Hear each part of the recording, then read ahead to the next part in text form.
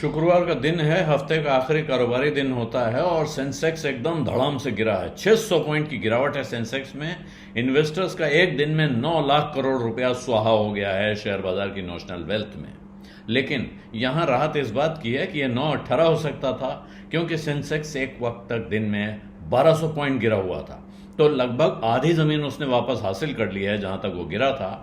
जो निफ्टी दूसरी तरफ लगभग 207 पॉइंट यानी 0.86% गिर के बंद हुआ है। ये भी लगभग आधी जमीन वापस हासिल करने के बाद हुआ है, क्योंकि सेंसेक्स जो आज सुबह खुला 69,830 पर, और माफ कीजिएगा 79,830 पर, और वहां से वो करीब 1200 पॉइंट या 1.5% गिरा है और इंट्राडे लो हुआ 78,606 पर। इसके बाद की रिकवरी है। उधर निफ्टी 24,289 पे खुला था, और जबकि इससे पहले 24,247, यानी कि दोनों की शुरुआत मामूली तेजी के साथ हुई थी।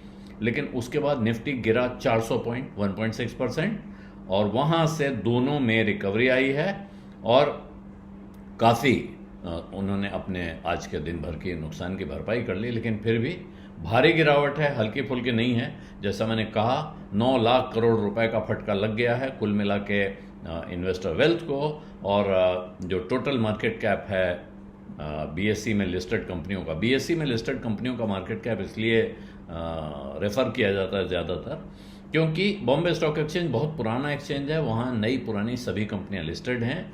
बहुत कम कंपनियां ऐसी हैं जो बीएसई में नहीं हैं और एनएसई में हैं, जबकि बीएसई में ऐसी बहुत सारी कंपनियां हैं जो एनएसई में नहीं हैं। और यही वजह है कि जब बीएसई का मार्केट कैप लिया जाता है उसी को पूरे बाजार का मार्केट कैप मान लिया जाता है। तो ये कल 430 लाख करोड़ रुपए था मार्केट कैप, और आज जब बाजार बंद हुआ है तो ये पहुंच गया है 421 लाख करोड़ पर।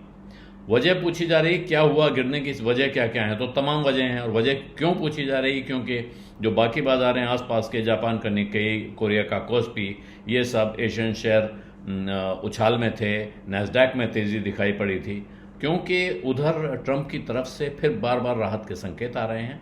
और एक जोरदार खबर थी अमेरिका से कि शायद जो पहला बायलैटरल ट्रेड एग्रीमेंट होगा, जो सीधी व्यापार संधि होगी, वो अमेरिका की भारत के साथ होने की संभावना दिख रही है।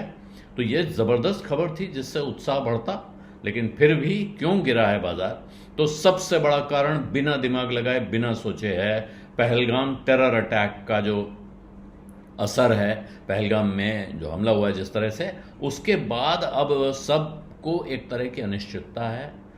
पूरा देश लगभग चाहता है कि सरकार कुछ करे, कोई निर्णायक कार्रवाई हो और उनको सबक सिखाया जाए, उन लोगों को जो इस हमले के पीछे हैं। लेकिन ये क्या हो सकता है और इसकी वजह से कितना तनाव बढ़ सकता है, ये आशंका भी मन में है।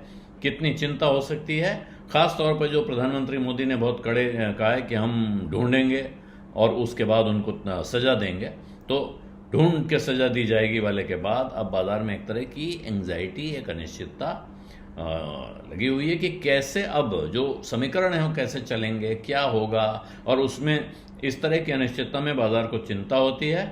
हालांकि एक आश्वस्ति भी है, वो ये है कि अगर कुछ होता भी है, कोई कॉन्फ्लिक्ट भी हो जाता है, यानी कि वास्तव में बॉर्डर पे एक्शन हो जाता है, तो जो कुल मिला के भारत का बाजार है या भारत की इकोनॉमी है, उस पर उसका असर उतना नहीं होगा कि उसको लेके बड़ी चिंता की जाए, ऐसा कुछ जानकारों का कहना है।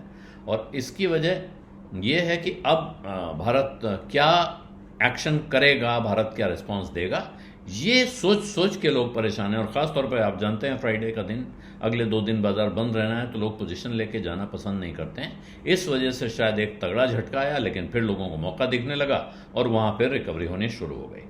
दूसरा ये है कि बहुत से लोग के साथ पिछले करीब कुछ दिनों में 8% का उछाल बाजार में आ चुका था, तो लोगों को ये भी लगा कि यहाँ अब मुनाफा वसूली कर लेनी चाहिए।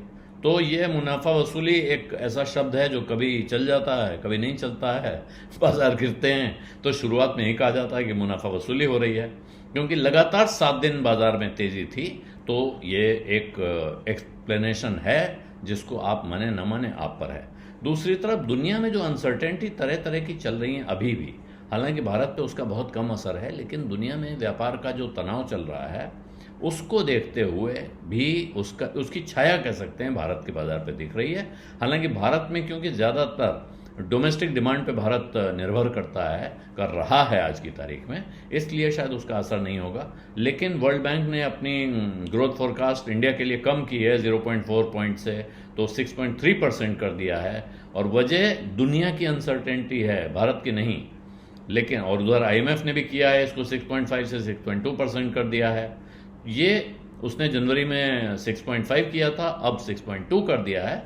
तो ये दोनों के जो रिवाइज फोरकास्ट हैं, ये रिजर्व बैंक ऑफ इंडिया के अनुमान से कम है। ये एक चिंता का कारण, मामूली चिंता का कारण हो सकता है। उधर जो चौथे क्वार्टर के नतीजे आ रहे हैं, यानी जनवरी, फरवरी, मार्च 2025 में कंपनियों की जो परफॉर्मेंस रही है वो मिली जुली है, लेकिन उससे बाजार में कोई नया उत्साह जागे इसका कोई कारण नहीं दिख रहा है। और ये सारे कारण जैसे ही आप जोड़ते हैं तो फिर एक टेक्निकल कारण आ जाता है। टेक्निकल चार्टिस्ट फिर देखने लगे हैं कि कहाँ पे सपोर्ट है, किसके नीचे जाएगा तो टूटेगा। ये सब कथाएं हैं, उनमें बहुत सारी कथाएं आप सुन सकते हैं, उनको समझने का प्रयास कर सकते हैं।